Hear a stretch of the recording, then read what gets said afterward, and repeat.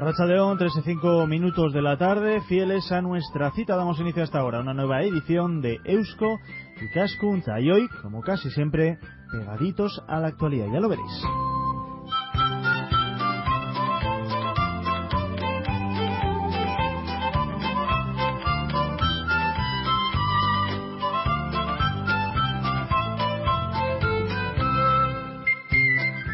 ¿Cuántas veces habremos oído en los últimos meses a los políticos hablar de la importancia de la innovación, del emprendizaje, de las nuevas ideas, de la creatividad en el mercado para afrontar épocas de vacas flacas como la que, por cierto, seguimos atravesando a día de hoy? La pregunta sería si estamos en Euskadi escasos de mentes creativas, falta de atrevimiento tal vez a la hora de poner en marcha nuevos proyectos empresariales o no sé, dicho de otra forma, ¿somos los vascos demasiado comodones? ¿Preferimos la monotonía de una vida laboral asalariada en lugar de afrontar riesgos a cuenta propia? Bueno, pues algunos expertos apuntan en esta dirección, dicen que no nos caracterizamos precisamente por ser una cultura especialmente emprendedora. El mundo empresarial ya se está dando cuenta de esto, también las instituciones y, cómo no, la comunidad académica. En el último mes han coincidido la celebración de unas jornadas sobre emprendizaje organizadas por la Universidad del País Vasco en Donostia y también la presentación de un grado en liderazgo emprendedor e innovación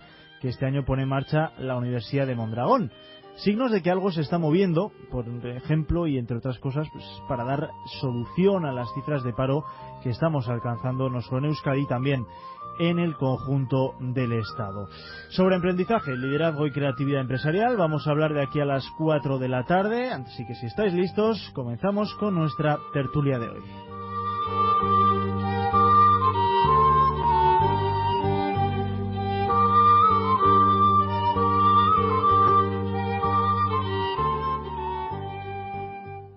Bueno, pues vamos a comenzar esta tertulia presentando a nuestros invitados que nos acompañan hoy aquí en los estudios de Donostia. Tenemos a Iñaki Peña, él es profesor titular de la Facultad de Ciencias Económicas y Empresariales de la Universidad de Deusto y también es director, si no me equivoco, del área de, bueno, lo que se llama en términos anglosajones entrepreneurship, sí, es que correcto, un poquito de emprendizaje del Instituto Vasco de Competitividad y Desarrollo, ¿verdad?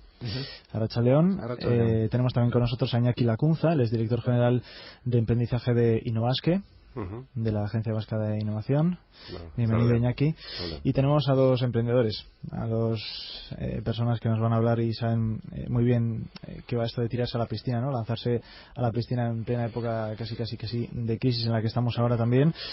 Anchón Benito y Miguel Ángel López, director en este caso del programa Crecer Más, ¿verdad? Correcto. Del Instituto Vasco de la Competitividad de Orquestra. En fin, ser empresario joven, ¿os consideráis jóvenes? Ser empresario joven, hombre, pues no es una tarea fácil y menos aún pues en esta época de crisis, ¿no? Anchón, más de uno te habrá dicho alguna vez que estás un poquito loco, ¿no? Igual que eres un inconsciente, que no sabes dónde te metes. Bueno, muchos, pero es lo que hay. Tirarse a la piscina sin saber si tiene un agua, pues es un poquito peligroso a veces, ¿no? Hombre, no te tiras a la piscina sin saber si tiene agua. Antes de tirarte, ves que hay agua, investigas y en el momento que encuentras esa piscinita donde, aunque sea, pues bueno, puedes tener más o menos agua, pero por lo menos algo hay, pues en ese momento te tiras y decides comenzar una etapa nueva de emprender.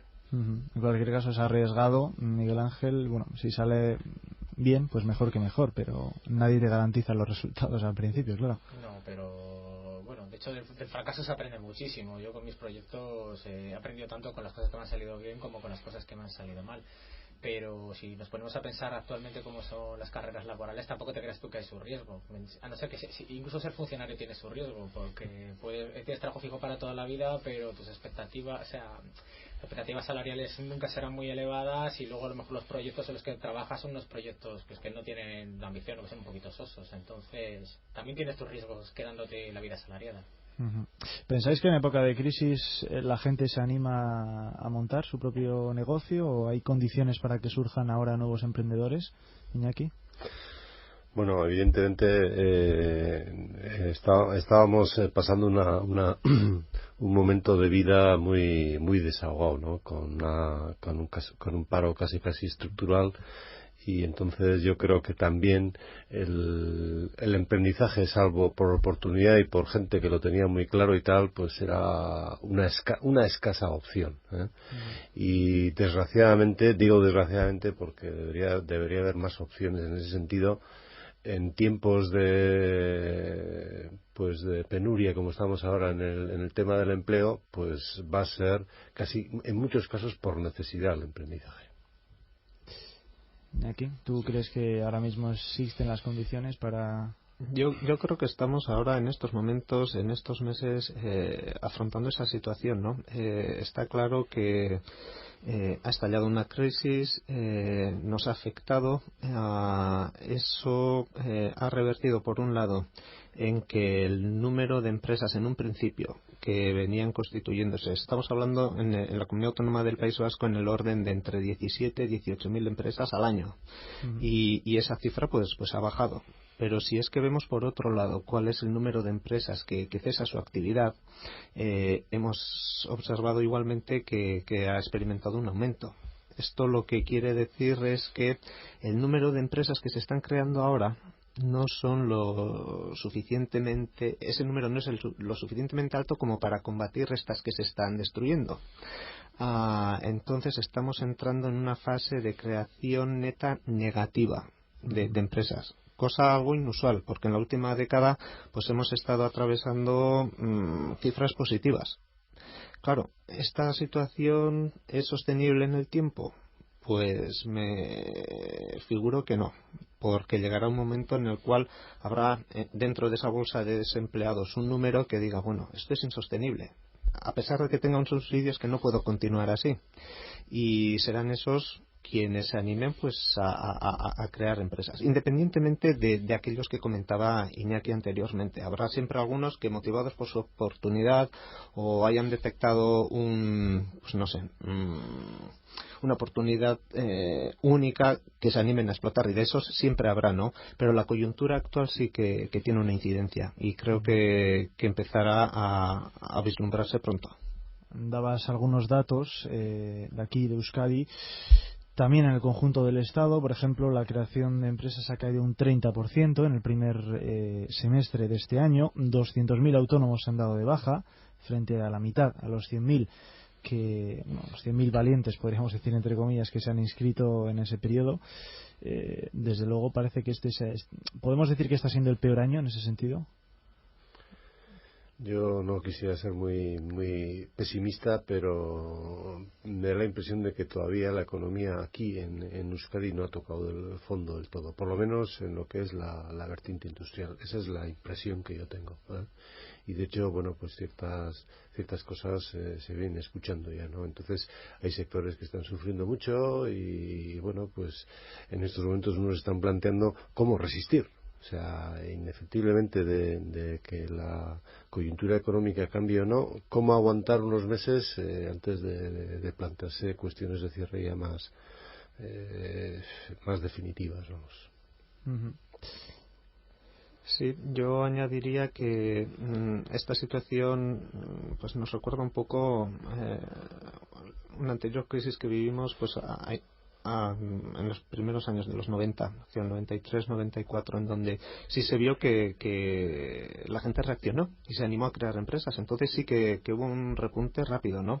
Lo que sí hemos detectado hasta el momento es que la bajada ha sido muy pronunciada, tal y como comentabas por tus datos, y además en muy poco tiempo. Y eso, pues bueno, yo creo que comenzaremos a remontarlo, intuyo que pronto. El año que viene. Probablemente.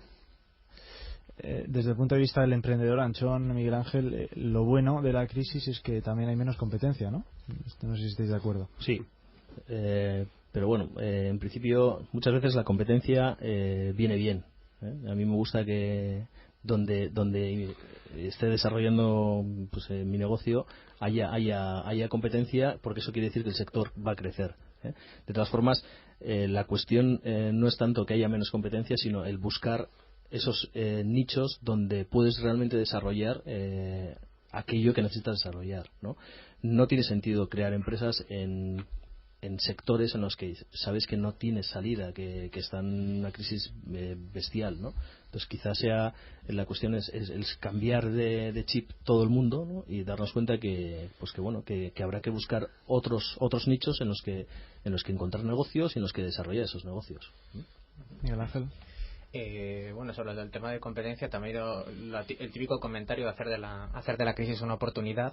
Pues yo he ido a empresarios decir que ahora mismo es una oportunidad, por ejemplo, en el punto de vista de contratación de personal, que sobre todo en los proyectos emprendedores es clave tener un buen equipo.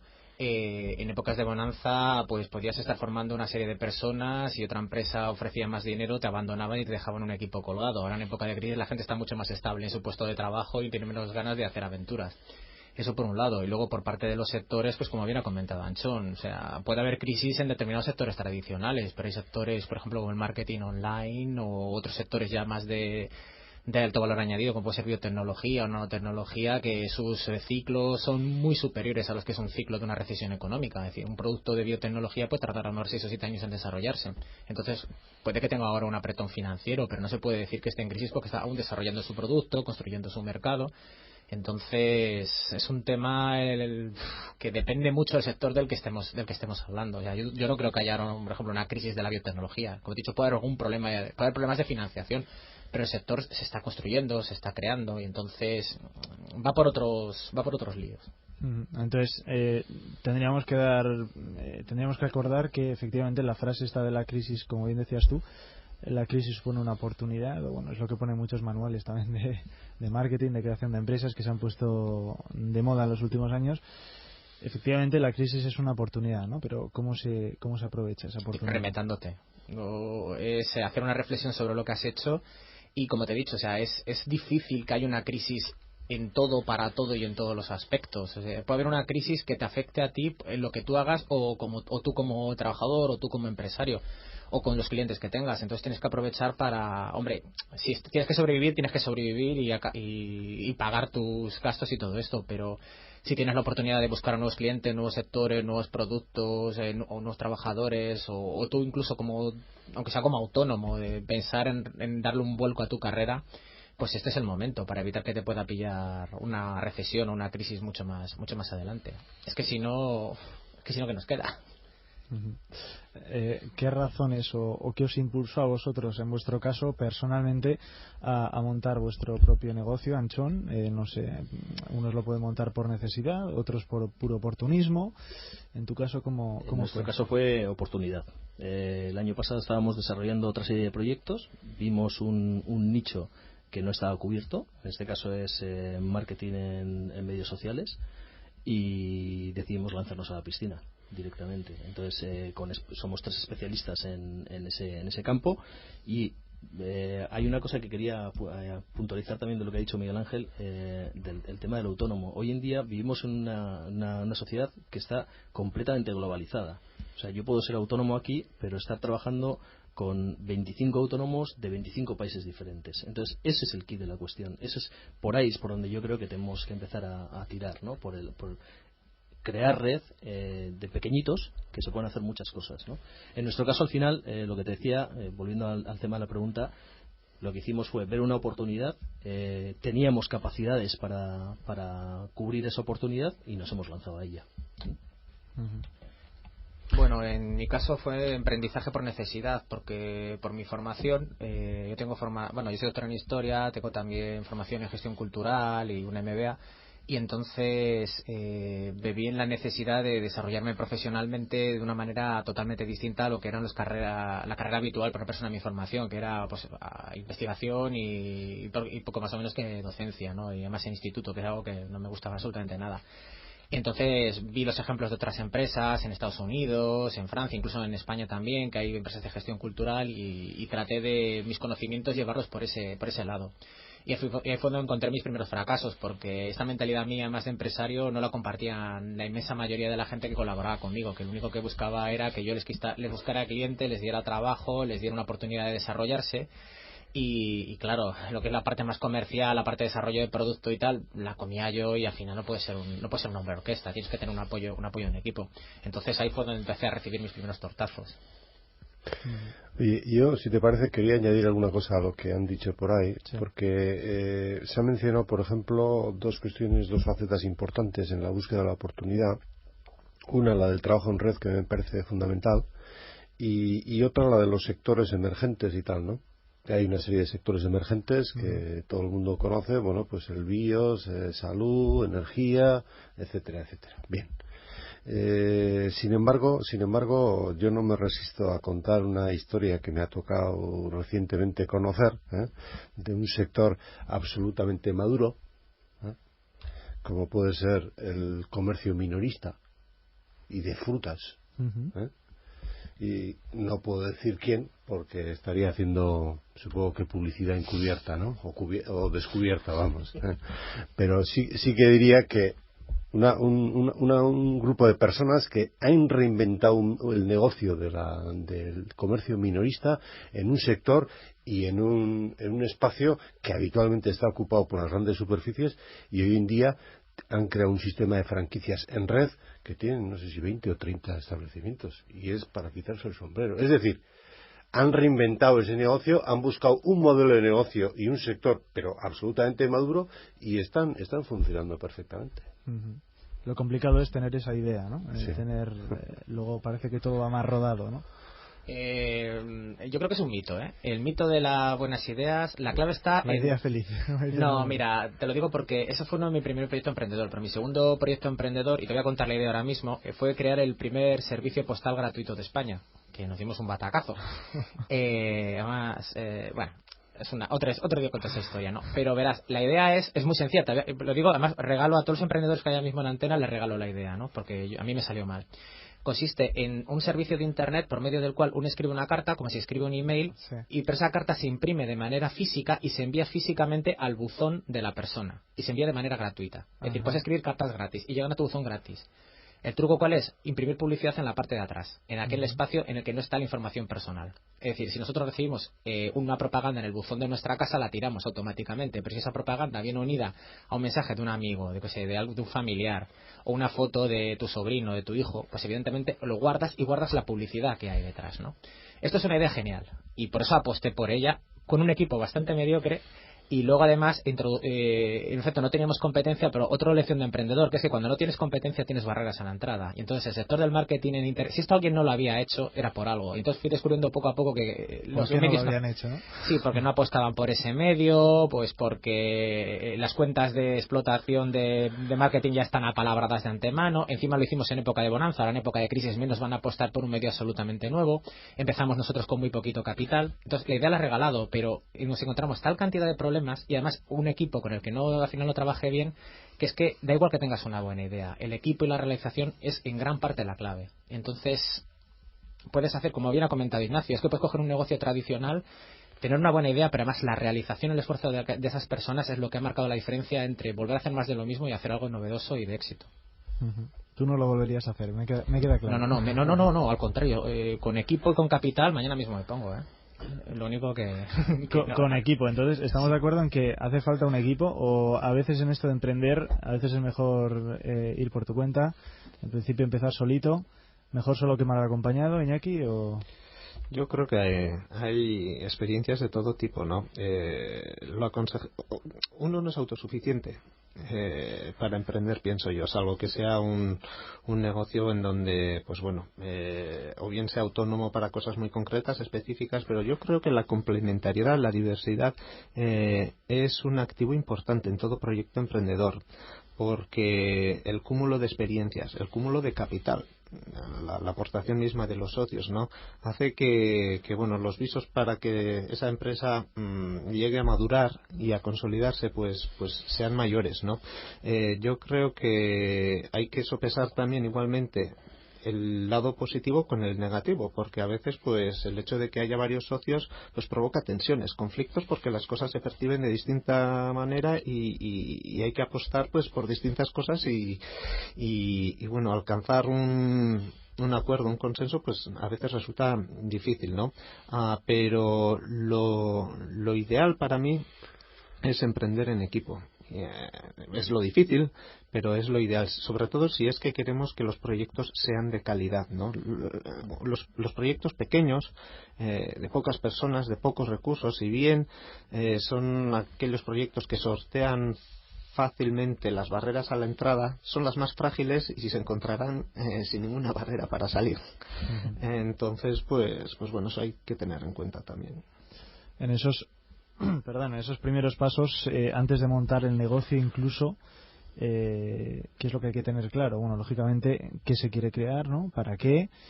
¿Con qué objetivo? También en qué sector, ¿verdad, Anchón? Sí, yo quería apuntar una cosilla antes. Yo es que he tenido otras experiencias emprendedoras antes también. Y es curioso el tema de los socios. Mi primer proyecto de emprendizaje es una empresa que todavía continúa, en la que ya no formo parte. Se fundó con 5 socios y al año empezó a tener problemas, pero problemas de crecimiento. Al final, y ponerte de acuerdo entre 5 personas es complicado, muy complicado. El segundo proyecto fue individual, en solitario. Se sigue manteniendo, pero tienes unos límites muy determinados. Y este tercer proyecto, en medio ha habido varias otras iniciativas, pero el tercer proyecto yo creo que estoy dando con la clave. Somos 3 personas, pero a su vez lo que estamos creando es un ecosistema alrededor de estas 3 personas, que creo que es lo que nos va a dar el soporte para crecer, ¿no? También es verdad que eso te lo da la experiencia de haberte pegado las tortas antes, ¿no? El pensar incluso antes de firmar la sociedad, el tener claro pues cómo se va a salir de la sociedad, si es que se va a salir, tener claro cómo se va a aumentar esa sociedad, si es que puede entrar nuevos socios, cosas que cuando tienes 20 años y emprendes la primera vez dices, bueno, somos todos amigos, flower power, vamos todos para adelante, pero te das cuenta de que no. Aprendes a desconfiar, ¿no? No es desconfiar, es tener las cosas claras desde el primer momento. Y es que al final te das cuenta que no es desconfiar. O sea, si tú tienes todo clarito, son decisiones. En el momento que lo mismo que entras puede salir. Si las reglas del juego están marcadas, no hay ningún problema. El problema es cuando no están marcadas las reglas del juego. Yo por eso, en este caso, hemos puesto bastante énfasis en eso, ¿no? En marcar las reglas del juego iniciales, que esté claro para todos, que todos tengamos espacio y aire para entrar y para salir, ¿no? Que es un poco de lo que se trata. Y no tener miedo a pensar en grande también, ¿no? No tener miedo a pensar en, bueno, si esto crece de verdad, ¿cómo afronto? Si realmente el business plan que has creado, que todo el mundo piensa que es mentira y que realmente funciona, que voy a morir de éxito. Entonces, tener claro qué es lo que vas a hacer si funciona. Una cosa, me gustaría añadir algo que ha dicho Iñaki antes que me parece importante. Yo creo que, primero, apuntar que no hay una fórmula de emprendizaje exclusiva, ¿no? Yo creo que el espíritu de emprendedor está presente en muchos sitios, ¿no?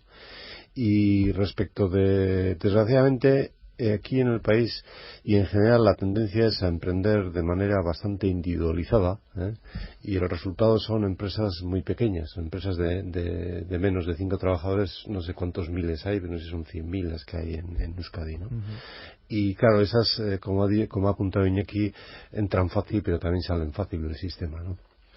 Pero no hay que olvidarse que para emprender también se puede emprender allá donde uno está, se puede intraemprender, es decir, hay trabajadores o empleados de compañías que incluso llegan a acuerdos con la propia compañía para, de manera, digamos, en cooperación generar digamos nuevos proyectos en los que poder trabajar. Eso que ahora se viene a llamar intraemprender, es emprender dentro de las instituciones, sin necesidad de crear una nueva empresa sí, creando una nueva empresa, pero desde dentro y probablemente con la participación del capital de la empresa matriz, por decirlo de alguna manera, ¿no? El caso paradigmático es Google, sí, que cede el 20% del tiempo de sus empleados a generar nuevos proyectos que se pueden convertir en nuevos productos de Google o en nuevas iniciativas de Google. Miguel Ángel, sí, bueno, sí. Volviendo al tema que estaba comentando Anchón. Bueno, yo es que tengo una manera de verlo un poco peculiar. Cuando ha estado comentando, he contado los temas de, pues eso, las razones por las que las cosas iban mal y hablaba de las reglas del juego.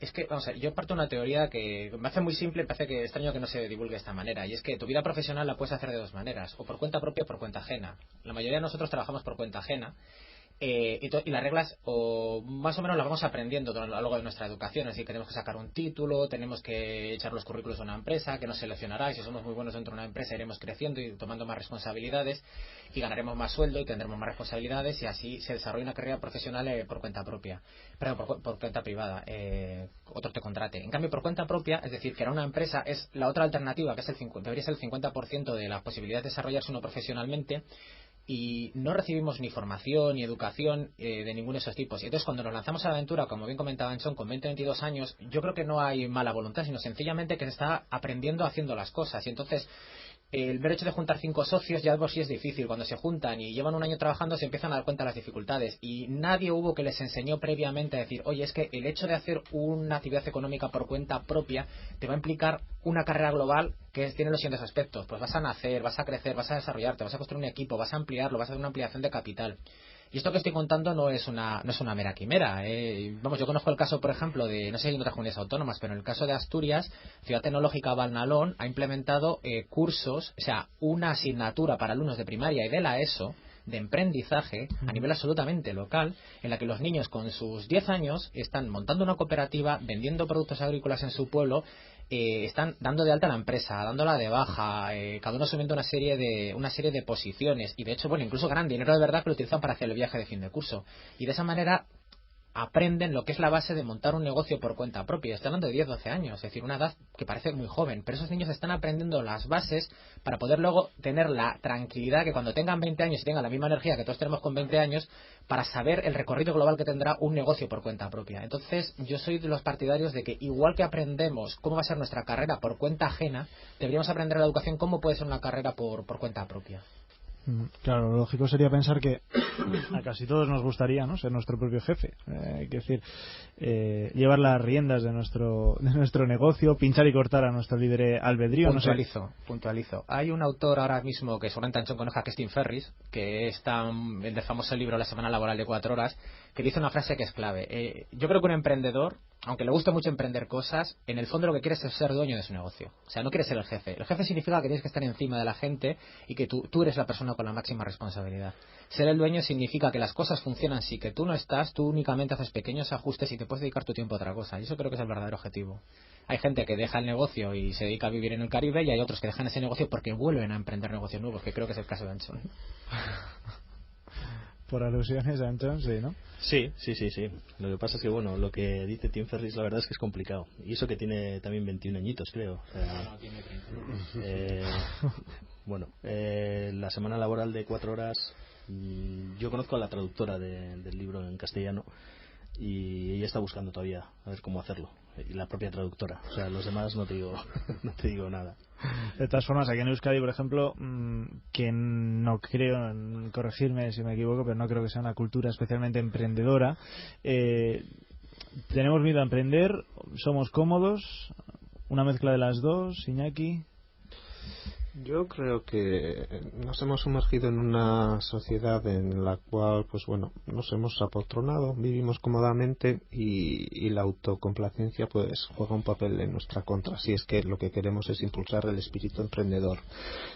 No sé si es algo característico peculiar de lo que pueda ser el acervo cultural de nuestra comunidad, ¿no? Se habla hoy en día de proyectos emprendedores de alto potencial de crecimiento, ¿no? Como algo que hay que impulsar, que sí, es muy importante, aunque tal vez en la coyuntura actual pues pase un poco desapercibida esta intención, ¿no? Pero bueno, a lo que voy es que hace 3-4 siglos nosotros teníamos un símbolo muy importante en nuestra costa, que era la ballena. Si visitamos distintos municipios, pues vemos en los escudos que aparece la ballena. Y la ballena pues representaba y simbolizaba muchas cosas, ¿no? Porque teníamos personas que creaban empresas para capturar la ballena, y creaban esa empresa, esa tripulación de 40-50 personas. No estamos hablando de micro, de la chipironera, que van 2, sino estamos hablando ya de una embarcación con su propia tecnología para capturar a la ballena, incluso para ir hasta Terranova, para, una vez capturada, extraer el máximo provecho posible a la ballena, aprovechando hasta los huesos para hacer edificios allá. Pero no, esa no era la fuente principal de ingresos, sino que era la grasa que la vendían en Estados Unidos, en los puertos principales de Europa, y estamos hablando de proyectos, emprendedores que arriesgaban su vida, incluso atraían capital de la corte española para financiar estas expediciones y comercializaban internacionalmente. O sea, eran proyectos emprendedores de un impacto económico enorme. Esos valores los hemos tenido y los tenemos simbolizados. ¿Qué ocurre a día de hoy? Pues a día de hoy se habla mucho de globalización, pero bueno, antes también existía la globalización. Antes existía un espíritu emprendedor. Hoy, a pesar de tener más facilidades, creo que la gente es más reacia porque se ha acomodado. Y esto, pues bueno, yo creo que dará la vuelta, me figuro, pero siempre tienes un grupo pequeño de intrépidos que se aventuran, y creo que la sociedad no hace justicia en el momento de valorar su esfuerzo y sobre todo el valor que generan, ¿no? Aunque no sea económico, por lo menos socialmente como ejemplo, ¿no? Y yo creo que eso es algo que tenemos que ir aprendiendo.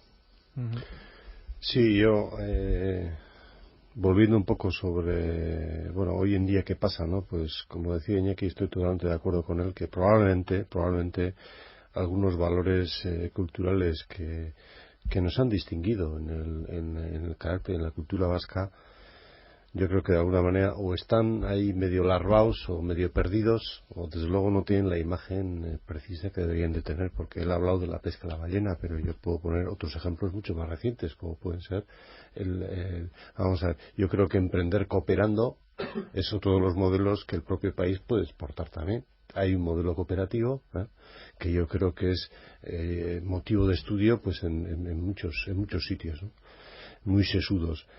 Y eso también es una forma de emprender, que es emprender en cooperación, que yo creo que lo que hace es, bueno, pues atenuar un poco los riesgos, evidentemente, y yo creo que es algo que deberíamos de fomentar.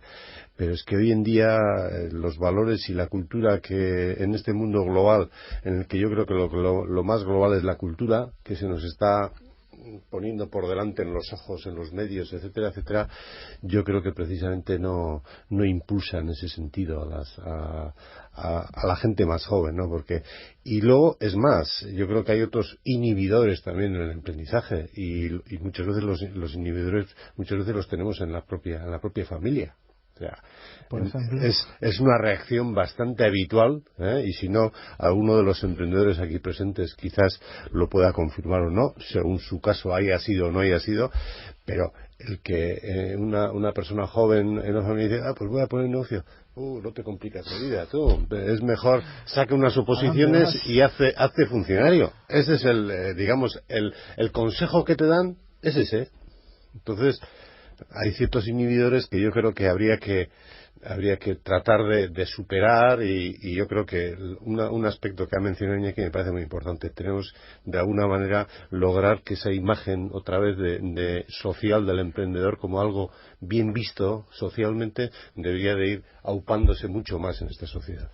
Sí, es cierto que en alguna de las últimas encuestas publicadas se hablaba, no sé si era a nivel español o vasco, de que prácticamente el 50% de los jóvenes su ilusión era esa, ¿no? La de acabar de funcionario. Y claro, no sé si es justo echar toda la culpa a la familia, pero bueno, ahí está, ¿no, Anchón? Sí, bueno, la familia sabemos todos lo que busca. Supuestamente busca el bien para ti, ¿no? Lo que pasa es que en mi caso era un caso perdido ya desde muy joven, ¿no? Entonces no había problema. Lo que sí, comparto la idea de que hay que valorar lo que es el aprendizaje, lo que es la figura del emprendedor. Y es algo que es complicado todavía hoy en día, porque me ha pasado en determinados eventos, en determinados sitios en los que he estado, hablar de la palabra fracaso es que da como yuyu, ¿no? O sea, no se puede hablar, no se puede ni nombrar, ¿no? Pues no, pues para emprender en condiciones pues, probablemente haya que fracasar. Igual no pegarte un tortazo, pero fracasar en muchas cosas, ¿no? Entonces es la forma de aprender, ¿no? Eso es lo que creo que en esta sociedad nos va a costar mucho superarlo. Miguel. Vamos a ver, yo pienso que vivimos en una sociedad tremendamente hedonista en la que hacernos pupa con cualquier cosa nos da un terror. Y vamos, ya no hablo del tema de aprendizaje, hablo pues como el tema, incluso el trabajo por cuenta propia. Siempre vuelvo al mismo tema, pero es que la vida es complicada, tienes que fracasar porque es que no te puede salir todo bien y porque tienes que aprender y no todo te lo van a enseñar a los libros, te lo va a enseñar la vida. Y entonces los valores que estamos transmitiendo, pues por ejemplo en la propia escuela o la propia familia o los medios de comunicación, pues no favorecen una sana ambición, no favorece ser echado para adelante, y no digo únicamente para crear tu propia empresa, que es una de las maneras más nobles que puedes hacerlo, es que incluso para tener ambición en tu propia carrera de trabajo por cuenta ajena.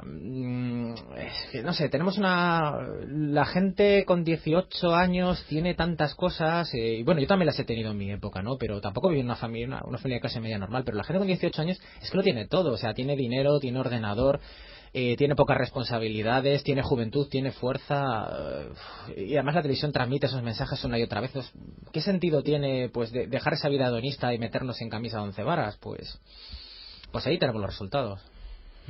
Sí, a mí me gustaría añadir un aspecto más en todo esto de los valores, en este tema de los valores, y es que antes, como bien reconocía, el valor del emprendedor, ¿no? No olvidemos también el valor de la emprendedora.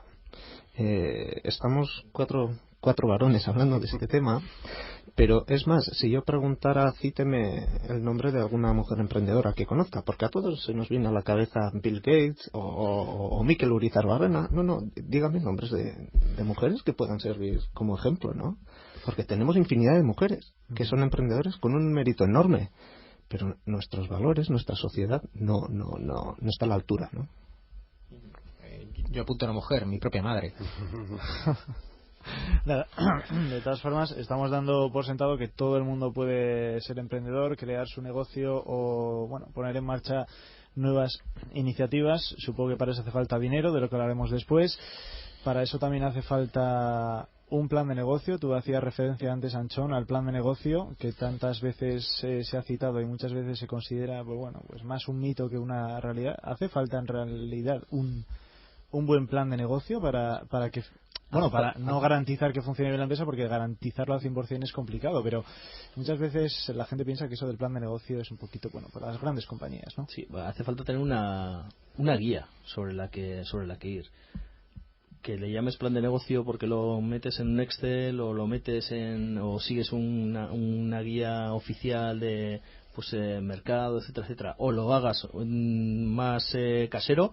La cuestión es que necesitas una guía para demostrarte a ti mismo que lo que vas a hacer tiene un sentido, que no se cae por sí solo, y incluso para después no hacerlo. O sea, el tema es que el plan de negocio, el mito del plan de negocio es ese mamotreto que te lo ponen ahí y que hay que seguirlo a rajatabla. No, el plan de negocio es un plan que luego hay que reformular constantemente, ¿no? Lo interesante es tener los 4 elementos básicos claros, ponerlos negro sobre blanco, y ver si realmente eso negro sobre blanco tiene un sentido. Ver dónde te encuentras, ver qué objetivos tienes, y dónde te quieres situar. Claro, el tema del posicionamiento también, ¿no? Eso es. A corto o largo plazo, ¿es un error posicionarse a corto plazo o intentar posicionarse a corto plazo? A ver, tienes que posicionarte a corto plazo. Para poder llegar al largo plazo tienes que pasar por el corto, está claro. O sea, lo que tienes que tener claro es, por eso digo que es una guía, ¿no? Dónde empiezas y dónde quieres llegar, Otra cosa es que por el camino luego puedas encontrar otros elementos, ¿no? Pero tienes que tenerlo claro. Y mi experiencia me dice que el corto plazo es algo que no se tiene muy en cuenta y es algo que es fundamental. Sí, el sarampión inicial lo tienes que pasar. Entonces, si te encuentras con una guía y unas ideas claras, pues mucho mejor. Aparte que el famoso plan de negocios es algo que indefectiblemente, si vas a una institución financiera con la mano extendida, es algo que te lo van a pedir forzosamente, Y luego, ya sabes que el papel habitualmente aguanta todo.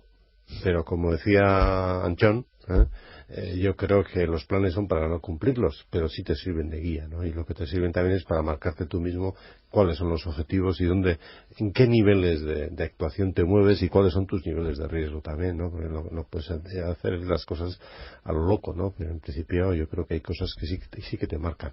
Pero los papeles iniciales a los que puedas tener a los 2 años, a los 3 años, probablemente los coges y los echas a la basura porque no sirven para nada. Vamos.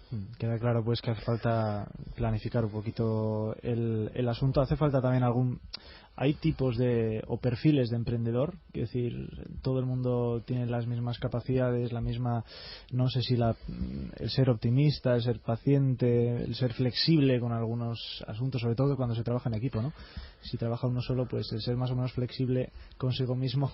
Yo siempre he oído que, y es una afirmación que lo he oído de emprendedores así con bastante éxito, mira, puede haber un proyecto espléndido que lo ves desde fuera y dices, esto no puede fracasar, y que lo coge pues un emprendedor pues con algo menos de potencia o algo menos de ilusión o algo menos de convencimiento y fracasa. Y sin embargo hay proyectos que dices, esto no puede salir, lo coge un tío para adelante y lo saca. O sea, te quiero decir que el perfil de la persona tiene muchísima influencia.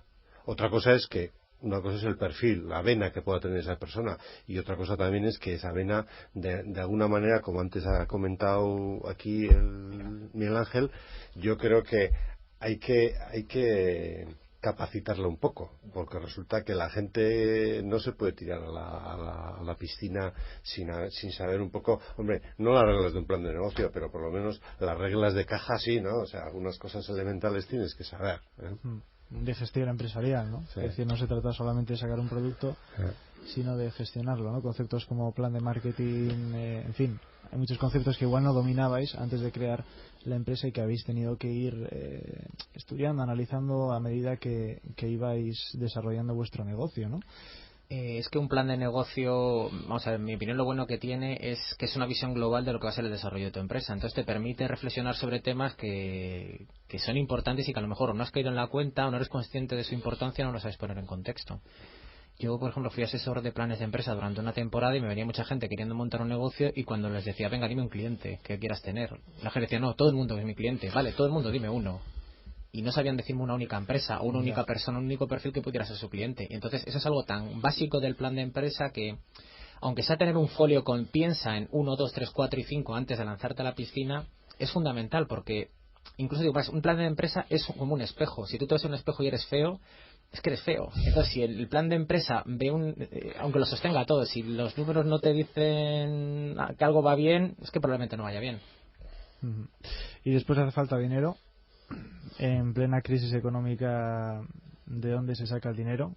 Por ejemplo, vamos a ver, las instituciones públicas, ¿cómo se portan en este sentido con los emprendedores? Pues yo tengo que decir que determinados niveles de emprendizaje a nivel de la comunidad autónoma están, yo creo que relativamente bien atendidos. Otra cosa es que haya hasta un excesivo número de ventanillas a las que poder acudir y que a veces el emprendedor y mucho más, si tiene relativa poca experiencia, se puede perder diciendo yo con este proyecto a dónde voy. Pero si encuentras el sitio adecuado, yo creo que en estos momentos hay mecanismos de ayuda.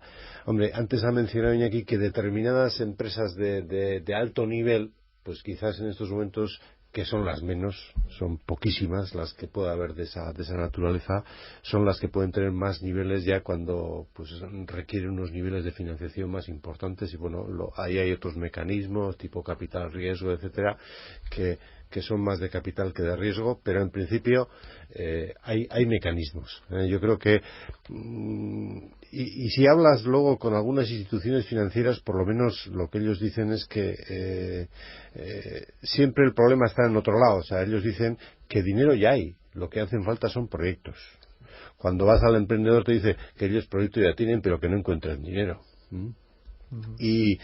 Y luego, bueno, pues eso es el típico círculo vicioso del que a veces cuesta un poco salir, ¿no? Pero en principio yo diría que acertando un poco con el proyecto y en el sitio, yo creo que la ayuda es razonablemente buena en estos momentos.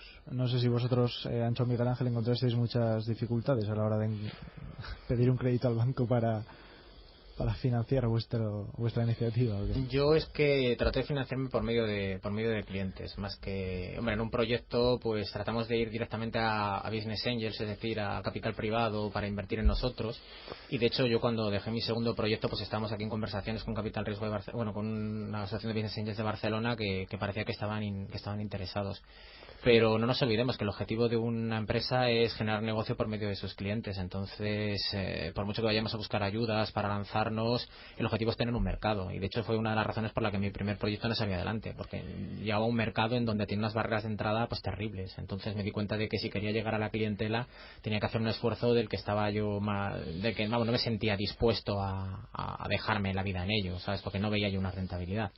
Entonces están muy bien las ayudas y todo lo que quieras, pero tienes que tener un mercado. Entonces, como no tengas clientes, ya puedes pedir muchas ayudas, te sostendrá 1 año, 2 años, pero es lo que te hace sobrevivir. Y con poca financiación.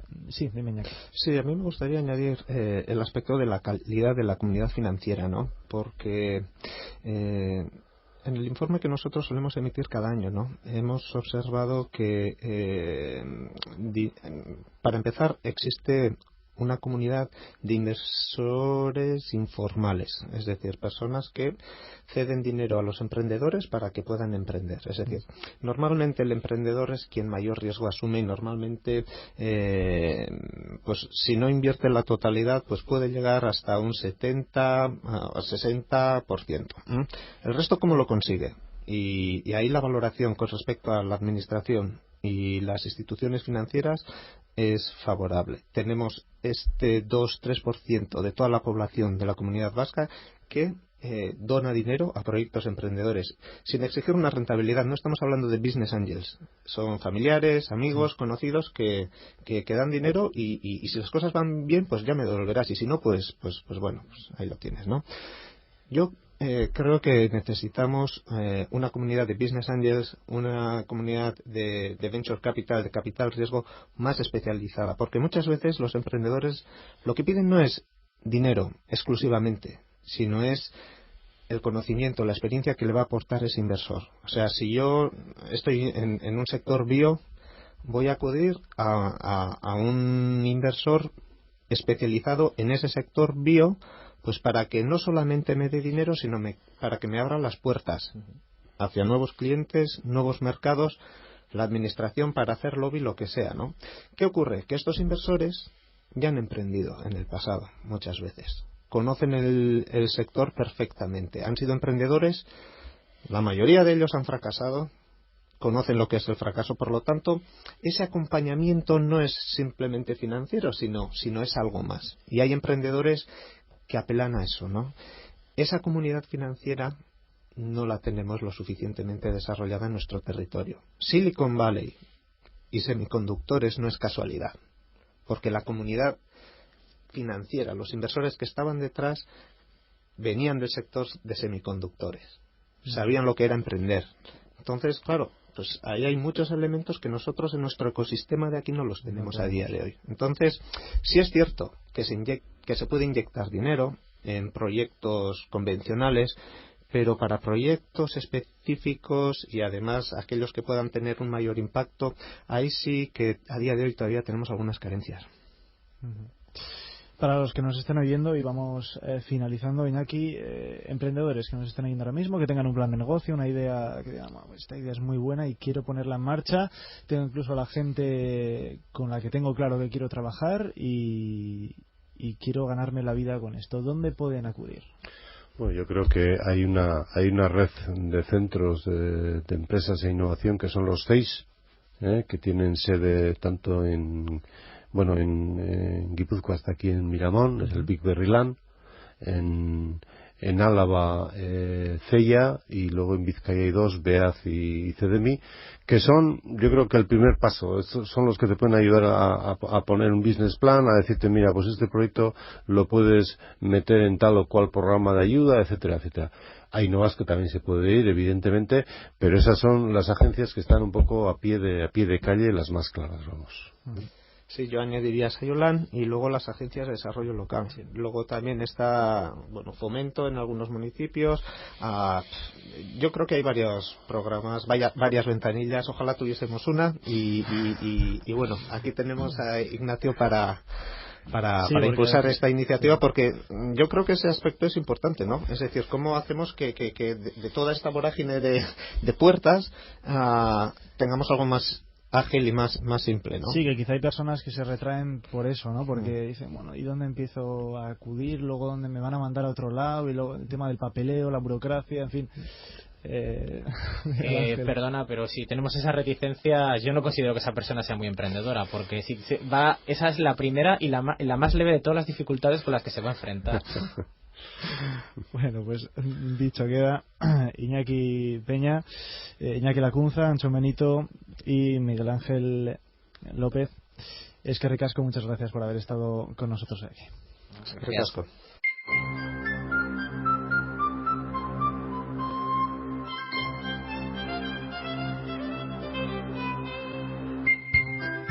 Llegamos al final del programa. Antes de decir adiós, recordamos las dos vías que tenéis para poneros en contacto con este programa. Por un lado, la página web de Eusko Ikaskuntza, www.eusko-ikaskuntza.org, y si no, también podéis enviarnos un correo electrónico, ya lo sabéis, a euskoikaskuntza@herri-irratia.com.